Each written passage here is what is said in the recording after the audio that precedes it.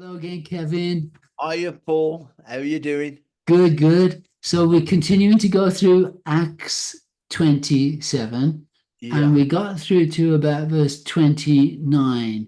So you made some really good points about missed opportunities for prayer.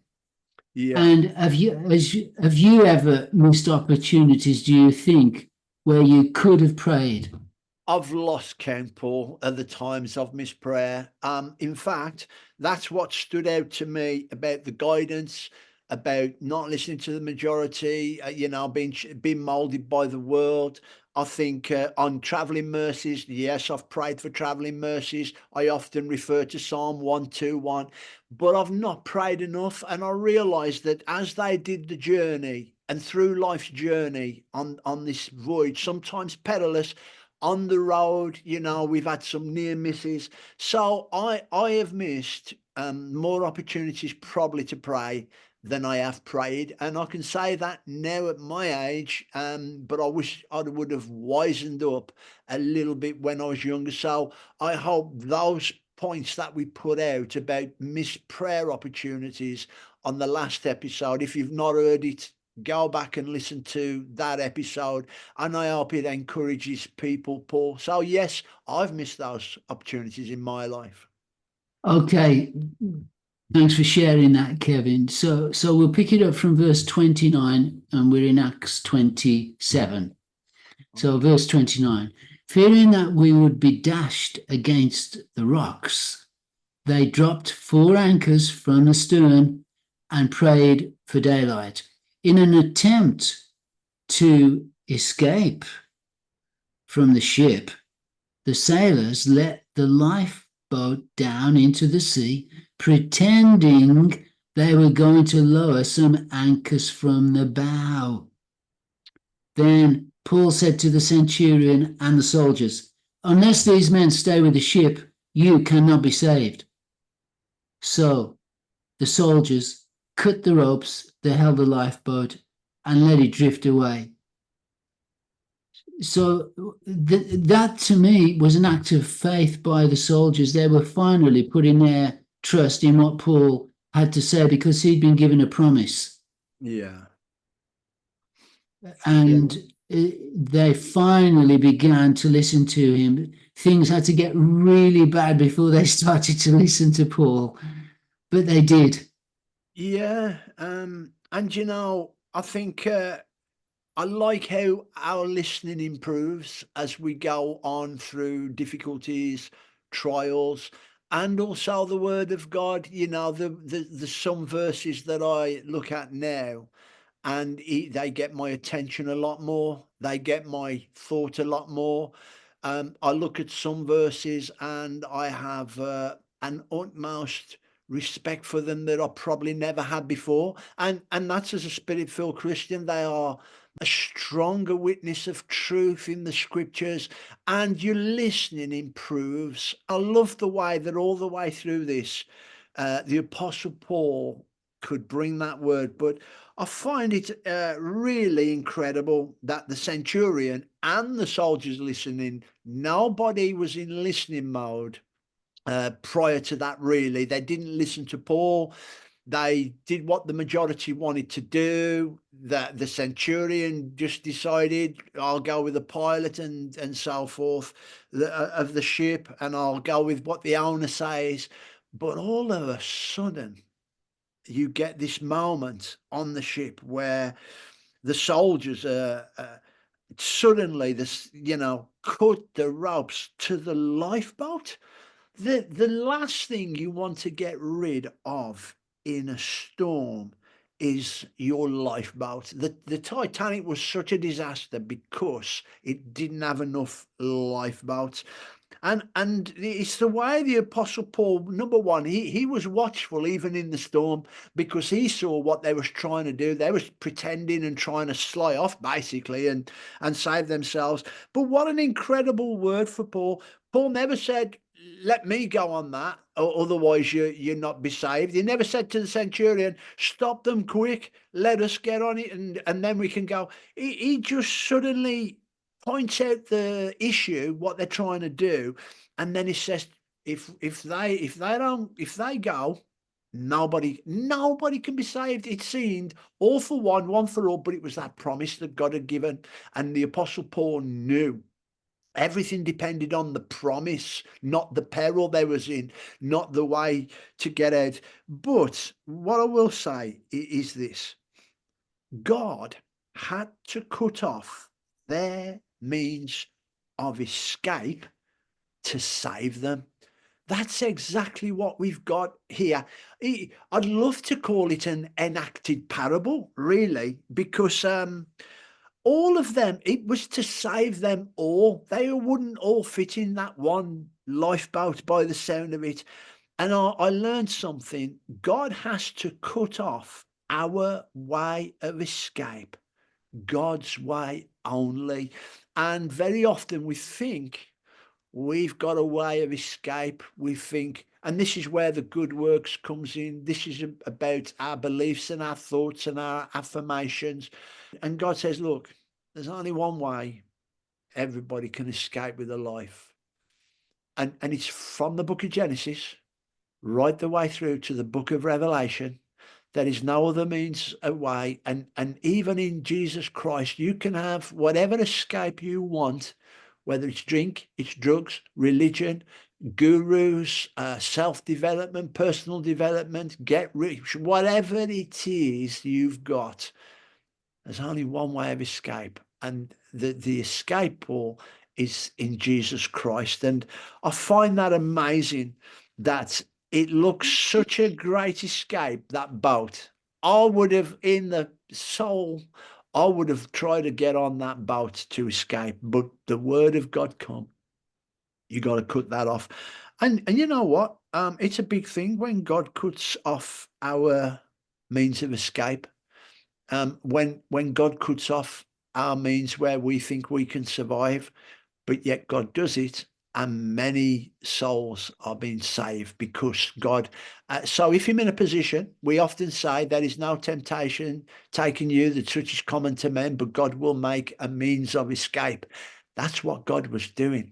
The lifeboat wasn't the way of escape, but God's way. God does often tell you to do the thing that seems contrary to our instincts. When Jeremiah was in Jerusalem and Nebuchadnezzar's troops were all around, he told the king to give in to the Babylonians. Just go to Babylon. You're going to be there for 70 years. You just go.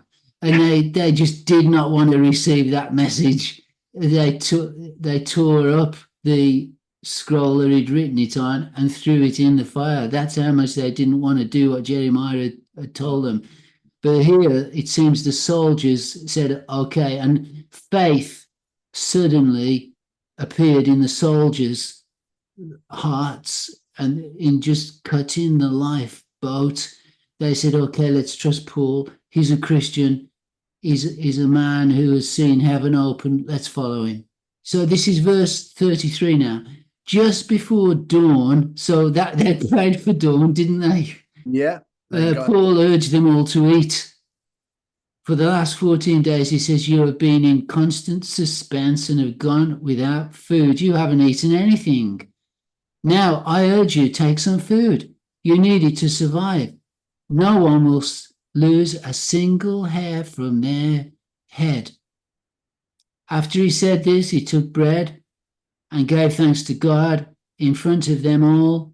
Then he broke it and began to eat. They were all encouraged and ate some food themselves. Altogether, there were 276 of us on board. When they had eaten as much as they wanted, they lightened the ship by throwing the grain into the sea. So if I could just quickly just say something there about the material world we live in. You sometimes hear the phrase that people are so heavenly minded they're of no earthly good. But Paul here is saying, eat something.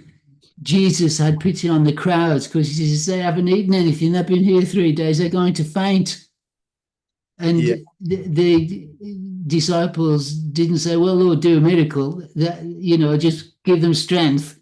He says, Yeah, "No, let's give them something to eat," and then he did the miracle through the food.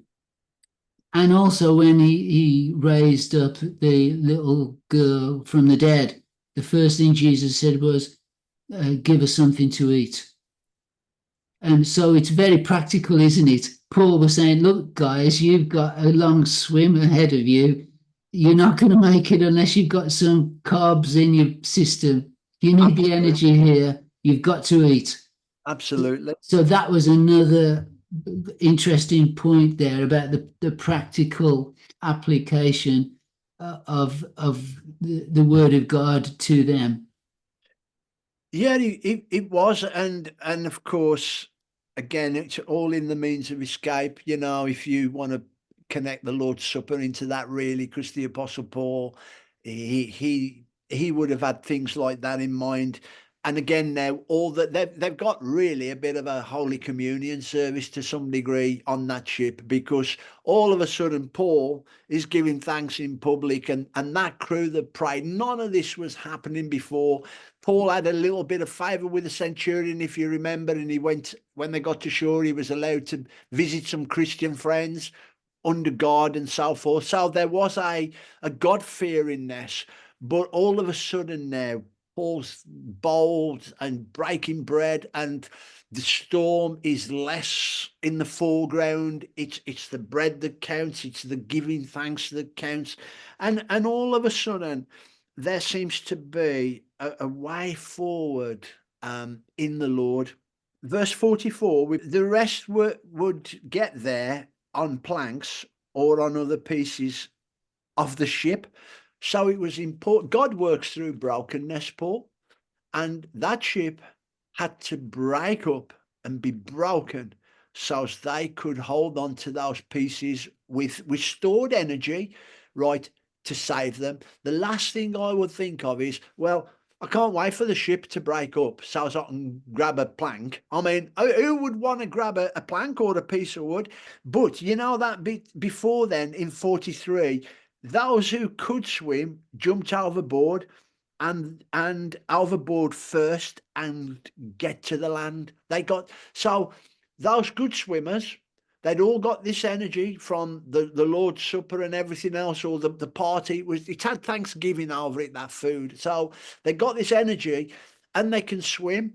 But I just wonder, could everybody swim? All the sailors could, I'm sure. But there must have been people on that ship, Paul, that couldn't swim. But it was the fact, the way it was the ship's pieces that broken up, and somebody grabbed hold of those, and that's how they reached the land. So God works through brokenness, and I'll finish this week's study with a thought, and then if you want to put your thoughts about a means of escape and God working through brokenness. At one stage, for about 3 months, I did the job of a courier, and there's this flower shop that wanted a driver, and I thought, well, I'll do that as part of my courier work. And I had to drive this van with about some flowers in and deliver them to the customers. And I noticed that when I went and delivered these flowers, there was a lot of funerals. There was celebrations as well, like somebody's birthday, or somebody got married, or somebody had a tough time, or somebody did something. But a lot of them had bereavements, and I saw the smile that it would bring, and it was such, when I go to the customers, the flowers made a difference. So the mom and the daughter worked in this flower shop, and I was delivering the flowers, and I saw the impact it had on the customers' lives.